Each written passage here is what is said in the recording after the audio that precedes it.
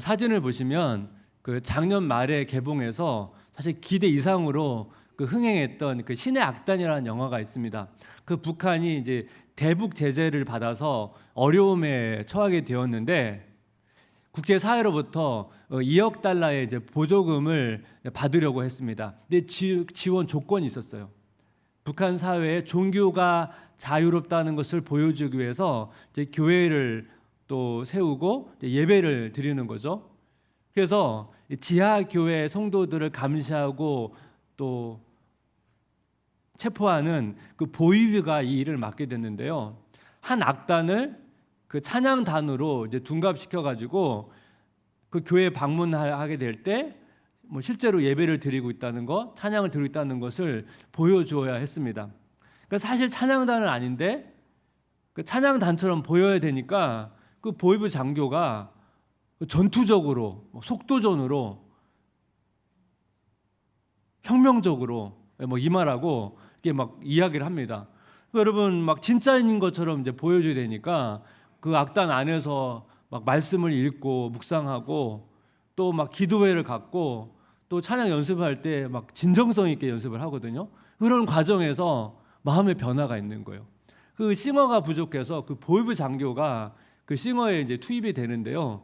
말씀 묵상과 이 찬양을 통해서 이 장교 마음에도 변화가 일어납니다. 사실 이 영화는 그 실제 그 사례를 가지고 만든 영화거든요. 북한에 지금도 종교의 자유가 있다는 것을 보여주기 위해서 형식적으로 만들어 놓은 교회가 있습니다. 그 교회 예배에 이제 북한 사람들이 동원이 되는데요. 이 형식적인 예배에도 불구하고 그 예배에 참여한 사람들이 그 마음의 변화가 있다는 거예요. 북한이 워낙 감시와 통제를 하고 있기 때문에 겉으로 이제 드러내지는 못하지만 그 예배에 참여한 사람들이 그 마음 가운데 그 변화가 있다는 것입니다. 저는 이런 내용들을 살피면서 여러 가지 생각이 들었습니다. 우리는 지금 여러분 북한에 비해서 굉장히 여러분 자유로운 예배를 드리고 있지 않습니까? 여러분 형식적으로 예배를 드리는데 여러분 진심을 다해서 뭐 전투적으로 임하니까 그 형식적인 예배에서도 그 사람들의 마음의 변화가 있다는 거예요. 우리는 지금 보여주기 위한 가짜 예배가 아니고 지금 진짜 예배를 드리고 있는데 진짜 예배를 드리고 있는 우리 안에 정말 우리 마음 안에 그런 변화가 있는가 그런 질문이 떠올랐거든요. 그러면서 오늘 사실 로마서 말씀과 좀 연결이 됐습니다. 지난주에 하나님의 진노가 경건하지 않음 그리고 불의에 대해서 진노가 나타났다고 말씀을 드렸잖아요. 근데 이 경건하지 않음과 이 불의가 나타난 사람들의 특징을 사도 바울이 어떻게 묘사하냐면 로마서 1장 18절입니다. 하나님의 진노가 불의로 진리를 막는 사람들의 모든 경건하지 않음과 불의에 대하여 하늘로부터 나타나나니 여기 보니까 불의로 진리를 이제 막는 사람들이 나오죠. 이 막는다라고 하는 이 동사는 원래 붙잡다 이런 의미를 가지고 있는데요. 이 붙잡다라는 단어가 부정적으로 사용되면 불법적으로 붙잡는 걸 말합니다. 그럼 여러분 불법적으로 붙잡는다는 건 뭘 말합니까? 진리를 누르고 방해하는 것을 뜻하는 겁니다. 우리는 하나님께서 주신 지성을 가지고 하나님을 알고 하나님의 진리를 붙들음을 통해서 하나님께 영광 돌리며 살아야 되는데 우리가 범죄함 때문에 어떤 일이 일어난다고요? 자꾸 진리를 막고 방해하고 억누르는 이런 모습을 갖게 된다는 거예요. 그래서 로마서 1장 21절 상반절을 보니까 하나님을 알되 하나님을 영화롭게도 아니하며 감사하지도 아니하고 자신들은 하나님을 안다고 말하는데요. 이 안다고 말할 때 이 의미는 하나님의 자녀가 하나님을 인격적으로 아는 알을 말하지는 않습니다. 그들은 자신이 가지고 있는 지성으로 분석한 하나님에 대한 평가죠. 지난주 말씀을 드렸잖아요. 무신론자는 하나님을 폭군으로 여기기도 하고 그냥 공자와 같은 그냥 도덕적 인물로 보기도 합니다. 그러니까 하나님께 영광 돌리지도 않고 감사하지도 않죠. 그러나 우리는 하나님의 자녀는 하나님 인격적으로 알고 있기 때문에 우리 삶을 통해서 하나님께 영광 돌리기 원하고 하나님께 감사하기도 원합니다. 그런데 우리도 죄성이 있다 보니까 우리가 이 하나님의 말씀을 따라 살아가지 못할 때도 있고, 때로는 일상에서 이 하나님의 진리를 거부하고 또 내 본능에 따라, 내 욕망에 따라 살아가기도 한다는 것입니다. 그래서 로마서 본문은 진리를 가로막을 때 어떤 일이 일어나는지를 보여줌을 통해서 우리가 이 말씀을 마음에 새기는 것이 얼마나 중요한지를 사실은 강조하고 있습니다. 그래서 진리가 마음에 새겨질 때 어떤 일이 일어나는가? 첫 번째는 뭡니까? 예배가 회복된다는 거예요. 이 진리를 가로막는 사람들의 특징 중에 가장 큰 특징이 뭐냐면 하나님을 피조물로 하향 평준화시킨다는 거예요. 로마서 1장 23절 25절 보니까 썩어지지 아니하는 하나님의 영광을 썩어질 사람과 새와 짐승과 기어다니는 동물 모양의 우상으로 바꾸었느니라. 이는 그들이 하나님의 진리를 거짓 것으로 바꾸어 피조물을 조물주보다 더 경배하고 섬김이라. 주는 곧 영원히 찬송할 이시로다. 아멘. 진리를 가로막는 사람들의 특징을 여러분 동사로 지금 표현하고 있는데 반복해서 어떤 단어가 쓰입니까? 바꾼다는 단어가 쓰이고 있습니다. 이 바꾼다는 것은 대체한다는 거예요. 교환한다는 것입니다. 그래서 뭐라고 말합니까? 25절을 보니까 진리를 가로막으니까 진리 대신 거짓으로 대체하죠. 그래서 하나님보다 피조물을 더 경배하고 섬기고, 이 3절을 보니까 더 구체적으로 하나님의 영광을 우상으로 이제 바꾸어 버리는데 어떤 우상입니까? 사람이나 동물, 그 중에 새나 기어다니는 동물을 이야기한다는 거예요. 여러분 고대 사회에서 사람과 이런 동물들을 신성시했습니다. 왕이나 황제를 신성시했고, 여러분 로마 제국이 이제 탄생된 그 배경에 나오는 로무누스와 레무스를 키웠던 늑대를 로마 사람들은 신성시했습니다. 또 뱀이나 독수리를 되게 신성시했습니다. 여러분 성경을 보면 하나님을 믿고 따랐던 이스라엘 백성도 소를 하나님으로 생각하지 않았습니까? 이스라엘 백성들이 만든 이 하나님은 사실 하나님보다는 피조물에 더 가깝지 않습니까? 이렇게 인간이 바꾸어 버릴 때 인간은 계속 뭘 만들어낸다고요? 우상을 만들어낸다는 것입니다. 그렇다면 고대 사회에서는 사람과 이런 동물들을 신성시하지만 이 현대 사회에서는 여러분 어떻게 우상을 만들어낼까요? 틴켈러 목사님이 이 우상의, 현대인의 우상에 대해서 이렇게 설명을 했습니다. 제가 한번 읽어보겠습니다. 우상 숭배는 예수 그리스도가 아닌 다른 무언가를 더 사랑하는 것입니다. 삶의 의미, 행복, 안정과 소망, 자존감을 충족시키는데 예수 그리스도가 아닌 다른 무언가를 더 중요하게 여기는 것이다. 우상 숭배는 그리스도가 아닌 다른 무언가를 더 사랑하는 것이다. 그래서 틴켈러 목사님이 이런 예화를 듭니다. 우리가 돈이나 경력을 삶의 굉장히 중요한 우선순위로 둘 수 있습니다. 그러면 이 돈과 경력이 자기 인생에서 삶에서 가장 중요한 가치이기 때문에 이것을 중심으로 두고 모든 삶의 우선순위가 정해지게 되는 것이죠. 그렇게 되면 어떤 문제가 생깁니까? 성경에서 강조하고 있는 어떤 사랑하는 마음이나 성령의 열매에 대해서는 관심이 점점 적어지는 거고요. 여러분 관계가 너무 중요하지만 이 관계도 돈과 경력을 위한 수단으로서 관계가 형성되다 보니까 그 인간관계가 굉장히 피상적으로 바뀔 수밖에 없다는 것입니다. 또 하나 중요한 게 뭐냐면 이런 우상들은 거짓말이나 기만이나 간음이나 이 겉으로 어떤 문제가 드러나기까지 그 우상을 잘 인식하지 못한다는 거예요. 우리가 하나님을 진심으로 사랑하지 않으면 우리 안에서 계속적으로 우상을 만들어낼 수밖에 없다는 거예요. 그리고 그 우상을 어떤 문제가 드러나기까지 잘 인식을 못한다는 거예요. 우리가 보통 예배라고 하는 단어를 가리킬 때 예배는 우리가 가장 가치 있는 것을 높이는 행위입니다. 그래서 우리가 하나님을 예배한다는 것은 하나님을 가장 사랑한다고 우리가 고백하고 인정하는 행위입니다. 그래서 우리는 가장 사랑하는 것을 예배합니다. 근데 우리가 하나님을 가장 사랑하지 않으면 사실 우리는 모르겠어요. 몸으로는 예배를 드리고 있지만 사실 다른 것을 예배할 수 있다는 거예요. 그리고 이런 우상 숭배는 하나님을 하향 평준화시키는 그런 결과를 가져온다는 것입니다. 그래서 존 파이퍼 목사님이 또 이 우상에 대해서 이렇게 설명합니다. 하나님을 향한 사랑을 대적하는 가장 큰 적은 그분의 원수가 아니고 그분의 선물이다. 또한 가장 치명적인 욕구들은 악의 독을 바라는 욕구가 아니라 이 땅의 단순한 즐거움을 바라는 욕구다. 이 후자의 욕구가 하나님을 향한 욕구를 대체하게 되면, 바꾸게 되면 이 우상 숭배는 간파되기 힘들고 치유되기도 힘들기 때문이다. 팀 켈러 목사님과 존 파이퍼 목사님이 같은 맥락에서 말하고 있지 않습니까? 그런데 여기서 왜 우상을 간파하지 못한다고 말하죠? 우리가 보통 우상으로 생각하는, 우상을 상상하는 이 모든 것들이 하나님께서 우리에게 주신 선물이라는 거예요. 제가 앞에서 말씀드렸죠.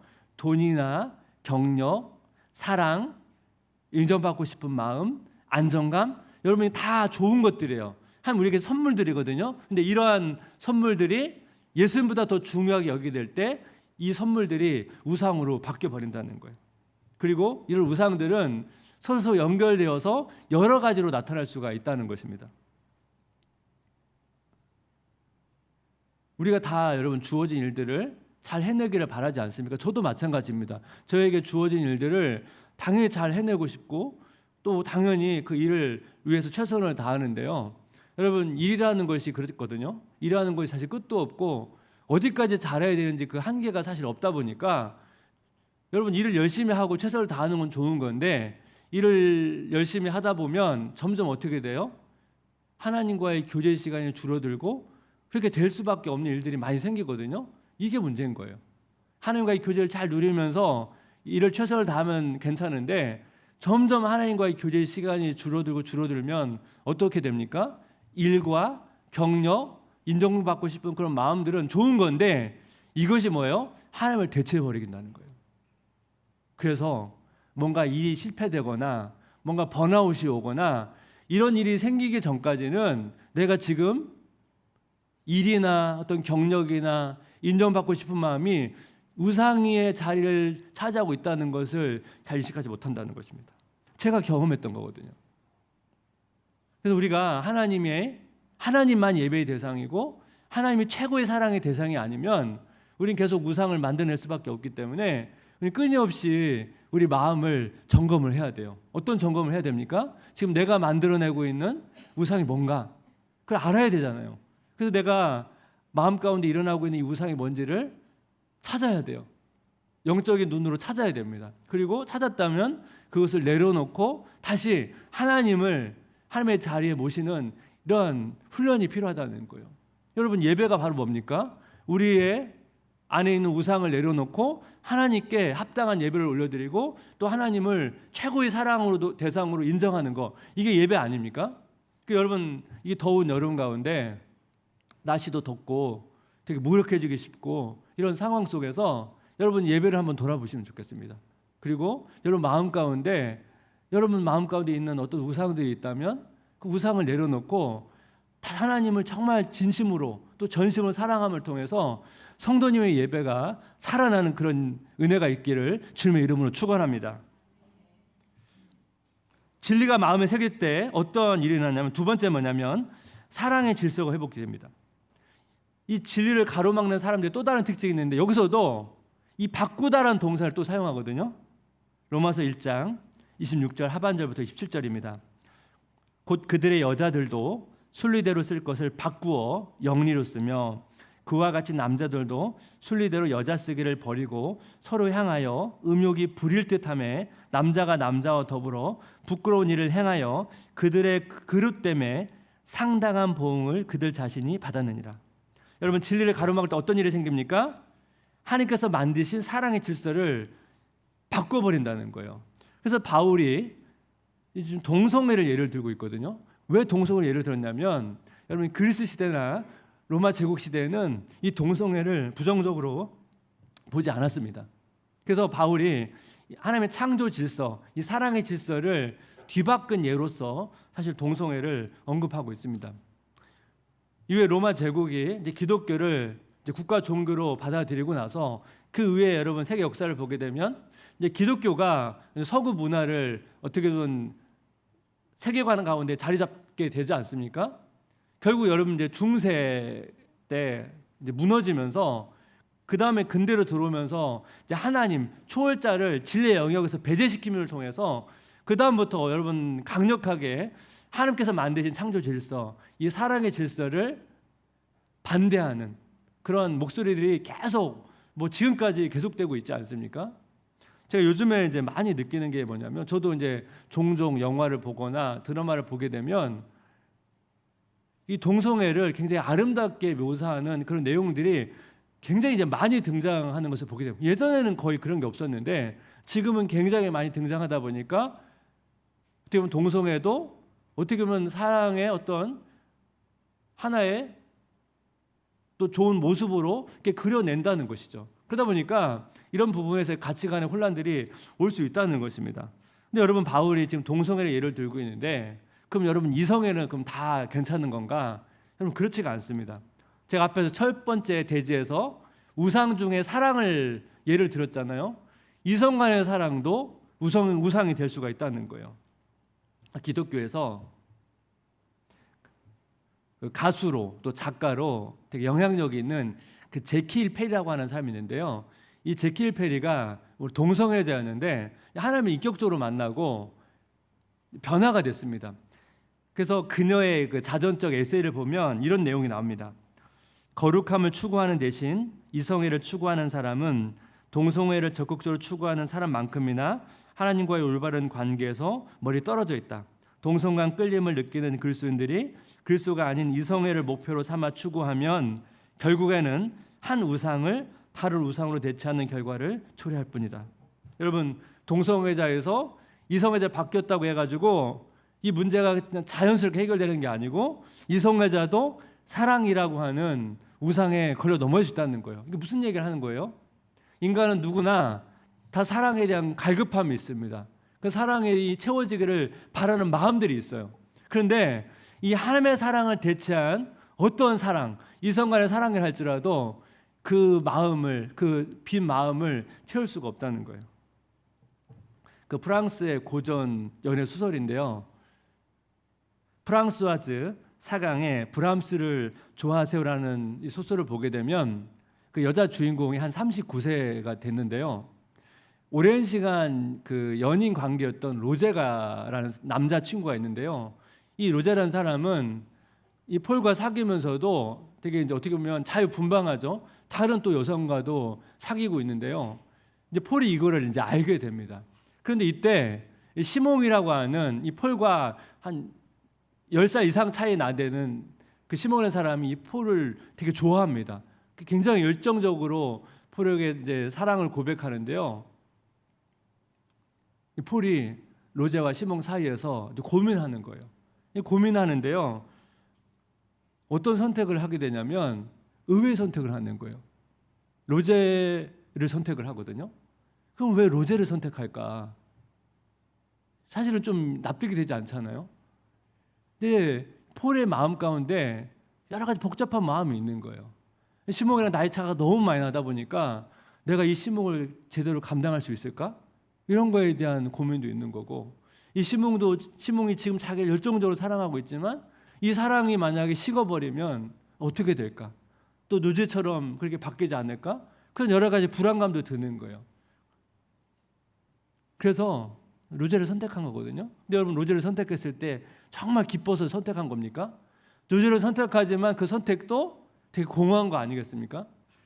그러니까 이 소설이 사실 연애 소설이기보다는 이 사랑이 갈급한, 하지만 그 사랑이 채워지지 않는 한 인간의 불안과 공허함을 보여주고 있다고 생각을 하거든요. 여러분, 우리 하나님의 창조 질서는 이런 거예요. 우리가 먼저 그 하나님의 사랑을 풍성히 경험하는 것입니다. 그 사랑으로 우리가 가족과 또 이웃과 지체들을 사랑하는 것인데요. 근데 이 창조 질서가 무너지게 되면 이 사랑의 질서에 길을 잃어버린다는 거예요. 이 소설 속 주인공 이 폴의 마음을 오늘 로마서 말씀에서 이렇게 설명합니다. 로마서 1장 21절인데 한번 같이 읽어보겠습니다. 시작. 하나님을 알되 하나님을 영화롭게도 아니하며 감사하지도 아니하고 오히려 그 생각이 허망하여지며 미련한 마음이 어두워졌나니. 여러분, 사랑의 질서를 따르지 않게 되면, 창조 질서를 무너뜨려 버리면 허망한 마음이 든다는 거예요. 이 허망하다는 단어는 그냥 문자 그대로 가치 없는 헛된 이런 의미를 가지고 있는데요. 이 단어의 어원으로 들어가 보면 이 어원의 의미가 뭐냐면 목적이나 방향성이 없는, 흘러가는 대로 가는 이런 의미를 가지고 있거든요. 구름이 바람에 부는 대로 가는 것처럼 목적 없이 방향 없이 흘러가면 그것이 어떤 결과가 온다고요? 허망함이 온다는 거예요. 여러분, 우리 삶 가운데 이런 허망함이 찾아올 때가 있지 않습니까? 중요한 게 뭐냐면 이 허망한 마음이 찾아올 때 그냥 마음이 가는 대로 계속 내버려두면 안 된다는 거예요. 왜냐하면 우리의 마음은 경향성이 있습니다. 우리는 하나님을 모시고 있기 때문에 하나님을 향해서 또 하나님을 기뻐하는 방향으로 갈 수도 있고요. 하나님과 멀어지는, 하나님의 뜻과 상관없는 방향으로 갈 수도 있거든요. 이 두 가지 경향성이 있기 때문에 이걸 바꿀 수가 있다는 거예요. 어떻게 바꿉니까? 리차드 백스터 목사님 이런 이야기를 했습니다. 세상과 사랑에 빠진 죄인에서 하나님을 뜨겁게 사랑하는 연인으로, 툭하면 두려워 떠는 겁쟁이에서 흔들림 없는 크리스천으로, 허망한 슬픔에 사로잡혀 사는 인생에서 기쁨에 겨워하는 삶으로 변화되길 간구하라. 여러분, 이 내용을 보면 하나님께서 우리를 향한 그 마음이 느껴지지 않습니까? 하나님은 우리의 마음이 기쁨으로, 사랑으로, 감사로 가득 차기를 원하시거든요. 근데 우리 마음 가운데 허망이 찾아오면 그것을 어떻게 바꿔야 된다는 거예요. 예배를 통해서, 말씀을 통해서, 기도를 통해서 그 마음을 바꿔야 된다는 것입니다. 저도요, 허망함이 깊이 찾아올 때가 있었습니다. 제가 전에도 몇 번 간증을 들었는데, 제가 그 대학 전공을 살리지 못하고 이제 다른 방향으로 이제 취업을 이제 준비하게 됐는데요. 그러다 보니까 허망함이 들더라고요. 제가 고등학교 때 정말 제가 좋아해서 그 전공을 선택했고 4년 동안 공부를 했는데 이제 IMF 때문에 이제 진로를 바꿔야 되니까, 그럼 내가 그동안 선택하고 공부했던 이것은 무슨 의미가 있는 거지? 허망함이 오더라고요. 그리고 제가 이제 진로를 바꿔서 IT 분야에서 이제 직장 생활을 하는데요. 참 이 직장을 일하는 것도 이 허망할 때가 많습니다. 제가 열심히 일해서 했는데 원점이 되는 경우도 있거든요. 그럼 그동안 내가 막 야근해가지고 한 그 일들이 그 원점이 될 때 가끔씩은 좀 허망해요. 내가 무엇 때문에 이렇게 열심히 한 거지? 그럼 여러분, 마음이 되게 답답하고 무겁고 그렇거든요. 그럼 제가 종종 이렇게 마음이 답답하고 하면 근처에 교회 기도실에 가거나 그 대학교에 가면 그 기도실 있잖아요. 그런 데를 가서 좀 기도를 하는데요. 이제 힘든 때는 이런 여름 때, 더운 여름이에요. 왜냐하면 기도실에 에어컨이 없어요. 에어컨이 없으니까 이렇게 가게 되면요, 사실 기도실이 공기가 이렇게 막지 않고 청정하지 않거든요. 좀 탁해요. 그리고 되게 습해요. 그러면 가만히 있어도 막 땀이 이렇게 막 흐르거든요.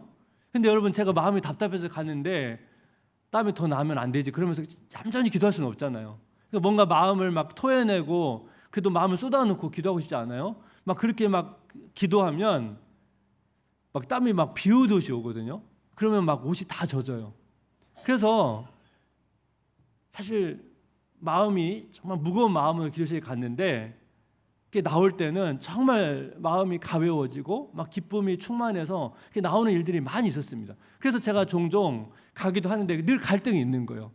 너무나 이제 그 환경 때문에 너무 힘들잖아요. 그 더운 막 그런 상황에서 기도한다는 게, 그러니까 저도 가끔은 가고 싶은 마음이 들다가도 막 그런 내적인 갈등들이 있는데 가고 나면 반드시 그런 마음의 변화들이 있기 때문에 그 회복이 있거든요. 리차드 백스터 목사님 말하는 게 이런 회복 아니겠습니까? 제가 이번 여름에 제 개인적으로 굉장히 바라는 게 있는데 뭐냐면, 점점 자꾸 막 사역이 많아지다 보니까 자꾸 좀 기도 시간이 줄어드는 것 같아서 이번 여름에 내가 좀 더 기도 시간을 좀 많이 늘려야겠다. 그 제가 지금 굉장히 바라는 부분이고, 제가 지금 계속 그렇게 하려고 애를 쓰고 있거든요. 여러분, 날씨가 너무 덥고 그러면 되게 무력해진단 말이에요. 그냥 기본적으로 무력해지지 않습니까? 무력해지면 이 허망함이 더 자주 찾아올 수가 있습니다. 그럴 때 여러분, 그 마음을 그냥 내버려 두는 게 아니고 다시 여러분 그 마음을 바꾸셔야 돼요. 그래서 여러분, 요즘은 여러분 기도실에 에어컨 다 있잖아요. 집에서 해도 여러분 에어컨 틀면 되고, 저희 교회실에도 에어컨 나오거든요. 기도하면 되잖아요. 또 좋은 환경에서. 그래서 마음을 다해서 여러분 그 답답한 마음을 내버려두지 말고 그 마음을 쏟아놓고 그 마음을 여러분 바꾸셔야 됩니다. 말씀을 좀 마무리하면서요. 우리가 하나님을 하향 평준화 시킨다는 것은 사실 우리 입맛대로 하나님을 바꾸겠다는 거예요. 우리가 자꾸 우리 입맛대로 하나님을 바꾸고 조종해 버린다는 것은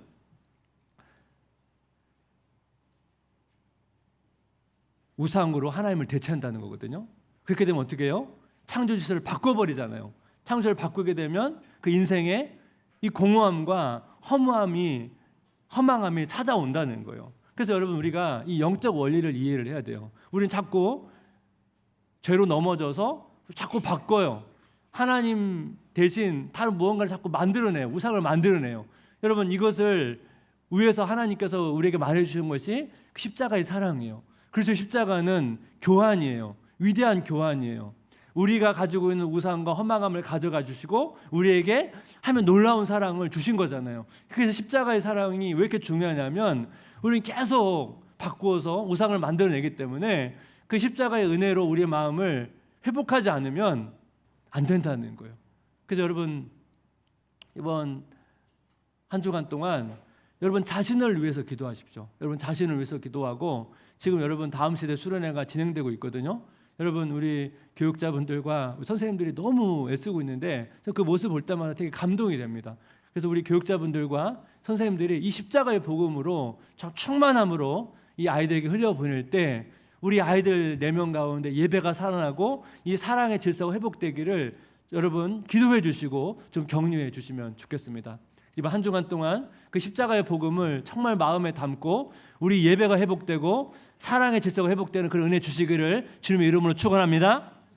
우리 같이 한번 말씀을 기억하면서 시간 여러분 어떤 마음으로 왔던지 간에 이 시간 우리의 마음을 좀 하나님 앞에 내어놓으며 같이 찬양합니다.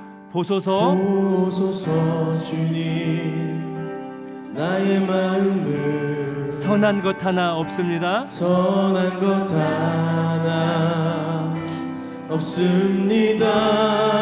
그러나 내 모든 것 주께 드립니다. 주께 드립니다. 사랑으로 안으시고 날 새롭게 하소서. 날 새롭게 하소서. 보소서 주님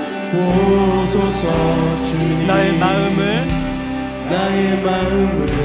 선한 것 하나 없습니다. 선한 것 하나 없습니다.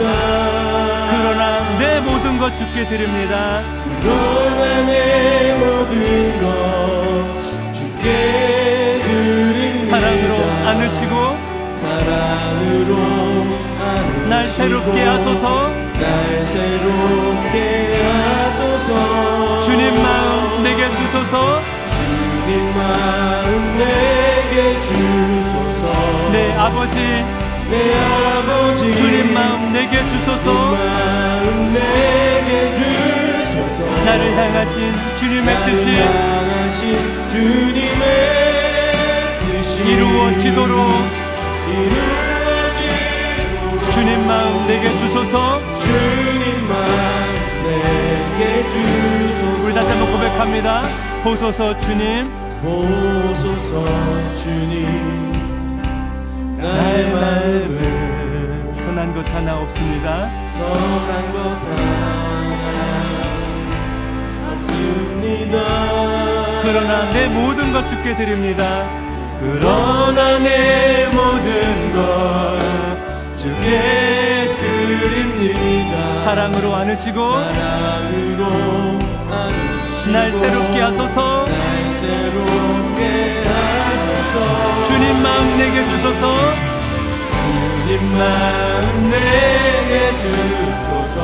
내 아버지 주님 마음 내게 주소서. 나를 향하신 주님의 뜻이 이루어지도록 주님 마음 내게 주소서. 우리 다시 한번 간절한 마음으로 주님 마음 내게 주소서. 주님만 내게 주소서. 내 아버지 주님만 내게 주소서. 나를 향하신 주님의 뜻이 이루어지도록 주님만 내게 주소서. 세상 소망 다 사라져가도 세상 소망 다 사라져가 주의 사랑은 끝이 없으니 주의 사랑은 끝이 없으니 살아가는 이 모든 순간이 살아가는 이 모든 순간이 주의 힘을 나는 믿네. 목소리 높여 세상 소망 세상 소망 다 사라져가도 주의 사랑은 끝이 없으니 살아가는 이 모든 순간이 살아가는 이 모든 주의 힘을 나는 순간이 믿네. 주의 힘을 나는 우리 다시 한번 선포합니다. 믿네. 세상 소망 다 사라져가도 세상 소망 다 사라져가도 주의 사랑은 끝이 없으니 살아가는 이 모든 순간이 주의 힘을 나는 믿네. 말씀을 기억하면서 우리 마음에 그 말씀으로 우리가 채워지지 않으면 우리는 끊임없이 우리 마음 가운데 우상을 만들어낼 수밖에 없다고 제가 말씀을 드렸습니다. 이 시간 하나님께 하나님 내 마음 가운데 차지하고 있는 우상을 발견할 수 있도록 또 그 우상을 내려놓고 하나님을 하나님의 자리에 올려드리고 모실 수 있는 그런 마음을 달라고 지금 같이 기도하면 좋겠습니다. 여러분 우상을 찾는 거 그렇게 어려운 게 아니에요. 우리 마음 가운데 허망함이 찾아올 수 있어요. 어쩔 수 없습니다. 근데 여러분 그 허망함이 여러분 너무 절망하게 만들고 모든 걸 놔버리게 쉽게 만들고 그렇다면 여러분 이미 무엇인가를 예수님을 더 많이 사랑하는 것입니다. 여러분 허망함이 찾아올 때 예수를 붙잡는 거거든요. 예수를 붙잡지 않고 우리가 마음이 무너져 버리고 자꾸 포기하고 싶은 마음이 들고 그런 마음이 찾아온다는 것은 이미 우리는 무엇인가를 예수님보다 더 사랑하고 있다는 것입니다. 이 시간 한번 같이 기도할 때 하나님 내 마음을 허망한 대로 내버려 두는 것이 아니고 다시 한번 그 마음 가운데 기쁨과 감사와 사랑으로 채워질 수 있도록 내 마음을 회복시켜 달라고 시간 간절히 기도하면 좋겠습니다. 하나님 제 마음을 살려주시길 원합니다. 주님 제 안에 예배가 살아나기를 원합니다. 회복되기를 원합니다. 주님 하나님의 사랑으로 마음을 채워주셔서 아버지 내가 가족들을 사랑하고 또 지체들을 사랑하고 또 여러 가지 내가 사랑해야 될 때 이 사랑은 왜곡되어 나타나지 않도록 주님 제 마음을 지켜주시고 제 마음을 다스려 달라고 은혜를 달라고 한번 간절한 마음을 가지고 같이 기도하기를 원합니다. 같이 기도하겠습니다. 하나님 아버지